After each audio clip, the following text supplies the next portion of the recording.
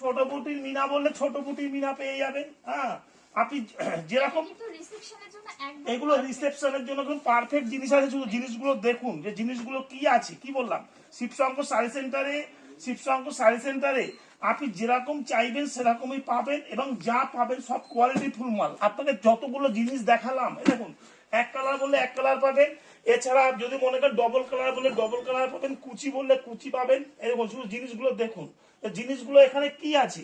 তো একটাই কথা বলবো, একবার শিবশঙ্কর শাড়ি সেন্টারে ভিজিট করুন, দেখুন যে বেনারসির ঘর মানে এখানে প্রচুর বেনারসি আছে। এছাড়া আমার গোডাউন যাবেন, আরো বেনারসি দেখাবো।